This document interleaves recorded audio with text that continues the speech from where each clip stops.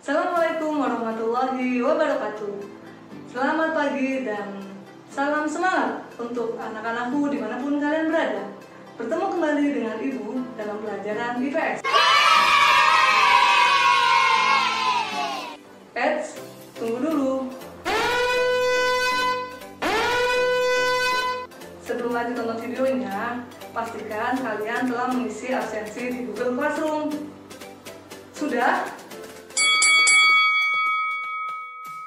Oke, nah anak-anak, agar kita tambah semangat belajarnya, yuk kita ucapkan salam IPS dimulai dari hitungan ketiga. 3, 2, 1. IPS, IPS, mantap. Sekali lagi. IPS, IPS, mantap. Sekali lagi. IPS, IPS, mantap. Ya, kita beri tepuk tangan yang paling meriah untuk kita semua karena kita masih tetap semangat untuk mengikuti pembelajaran hari ini. Sebelum mulai pembelajaran, kita berdoa terlebih dahulu agar pembelajaran kita hari ini diberi kemudahan. Berdoa menurut agama dan keyakinannya masing-masing. Dimulai. Ya, berdoa selesai. Materi kita kali ini membahas tentang bentuk-bentuk perubahan sosial dan dampaknya terhadap kehidupan manusia.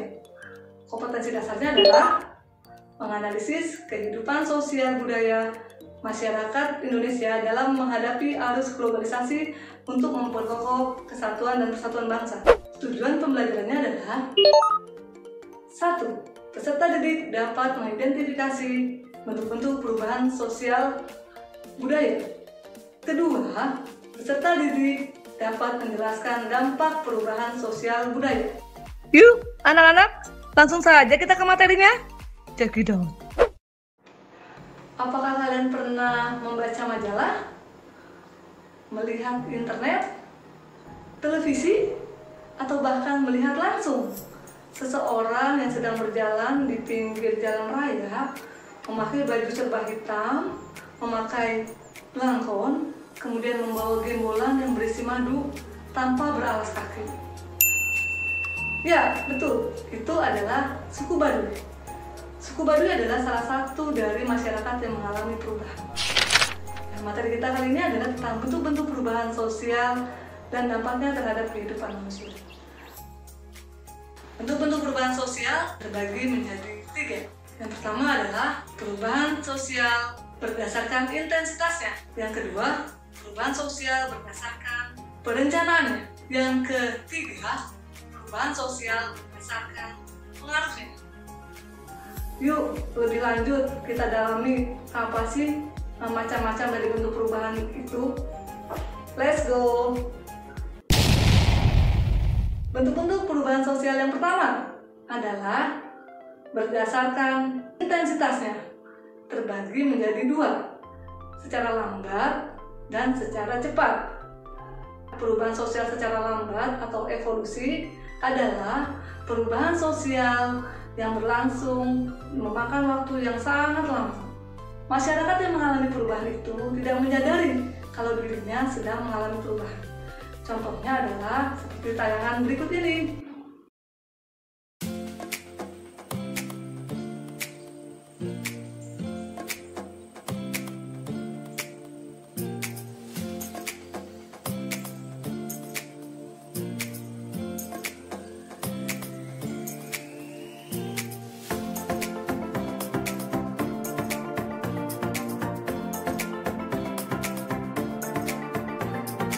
Dalam tayangan video ini merupakan contoh dari masyarakat tradisional atau masyarakat Baduy yang ada di Indonesia.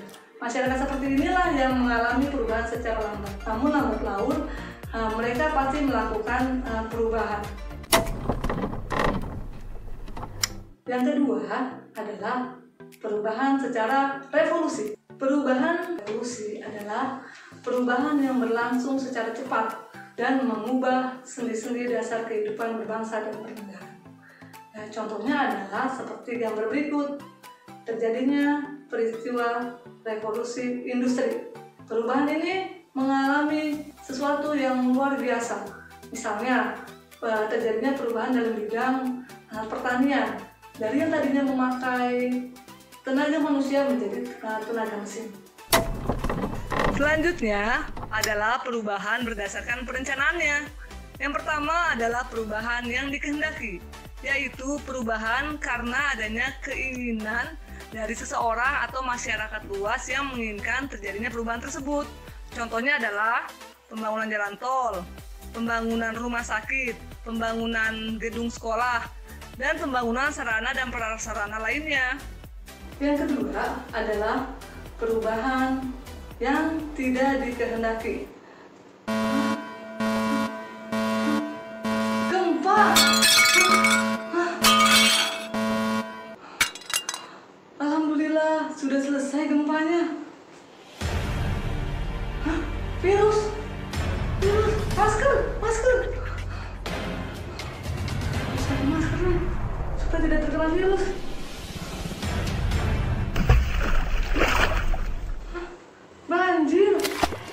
Banjir di mana-mana nih. Harus ngungsi. Yuk ngungsi dulu. Nah, anak-anakku, tadi adalah ilustrasi dari contoh perubahan sosial yang tidak kita kehendaki. Bencana alam tidak kita inginkan, namun tetap terjadi. Salah satu bentuk perubahan sosial yang tidak kita kehendaki adalah pandemi saat ini yang sedang berlangsung di seluruh dunia. Yang ketiga adalah bentuk perubahan sosial berdasarkan pengaruhnya. Bentuk perubahan sosial berdasarkan pengaruhnya yang pertama adalah perubahan sosial yang pengaruhnya besar sekali.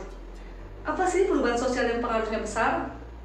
Yaitu perubahan sosial yang mempengaruhi sendi-sendi kehidupan masyarakat, struktur sosial dalam masyarakat, dan sistem-sistem sosial dalam masyarakat. Apabila terjadi perubahan sosial, maka semua terpengaruh dan mengalami perubahan. Contohnya adalah adanya demonstrasi besar-besaran. Ketika terjadi demonstrasi, mengakibatkan seluruh sendi-sendi kehidupan negara mengalami perubahan.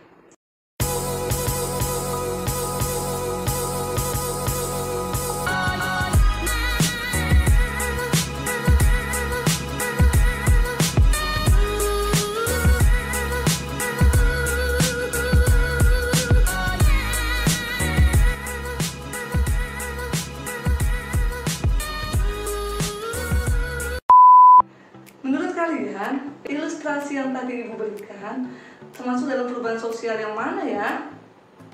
Yang pengaruhnya besar atau yang pengaruhnya kecil?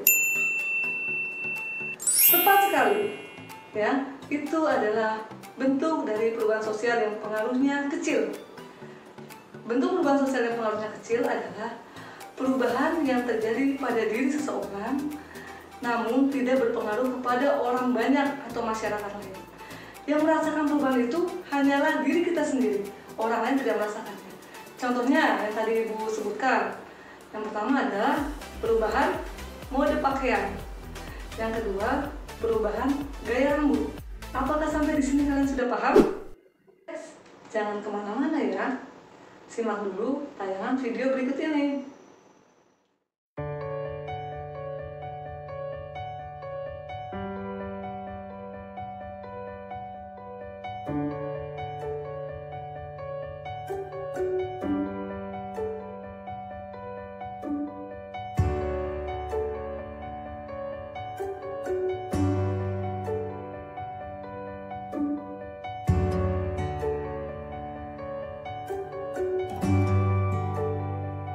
Kondisi pandemi yang terjadi saat ini memaksa kegiatan pembelajaran pada satuan pendidikan dilakukan secara jarak jauh.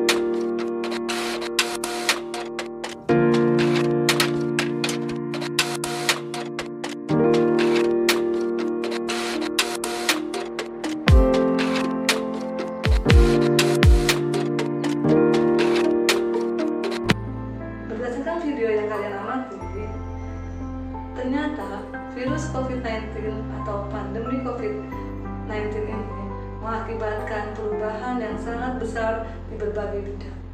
Dampaknya meliputi seluruh sendi-sendi kehidupan dalam masyarakat. Salah satunya adalah dampak di bidang pendidikan. Contohnya adalah terjadi perubahan pembelajaran dari pembelajaran tatap muka jadi pembelajaran jarak jauh atau secara online. Yang kedua, pada masa pandemi COVID-19 ini, setiap sekolah mengalami perubahan dengan menerapkan tatanan kehidupan baru. Misalnya, dengan pembuatan wastafel dan pembatasan jarak atau social distancing bagi murid-muridnya apabila nanti diadakan sekolah tatap muka. Di bidang sosial, menjadi lebih banyak di rumah atau stay at home atau work from home. Dan terjadi juga pembatasan jarak atau social distancing. Di bidang ekonomi, restoran, mal, pasar menjadi sepi pengunjung. Banyak masyarakat yang terkena pemutusan hubungan kerja dan pendapatan masyarakat menjadi menurun. Dahulu ada juga wabah yang menyerupai COVID-19 itu yang kita kenal dengan flu Spanyol. Gejalanya hampir sama dan penanganannya pun hampir sama. Ternyata kita bisa juga belajar dari sejarah masa lalu agar wabah pandemi COVID-19 tidak terlalu parah seperti sebelumnya. Ibu cukupkan sampai di sini. Apakah ada pertanyaan? Kalau kalian kurang paham bisa tulis pertanyaan di kolom komentar di bawah ini. Ibu dengan senang hati menjawab pertanyaan kalian.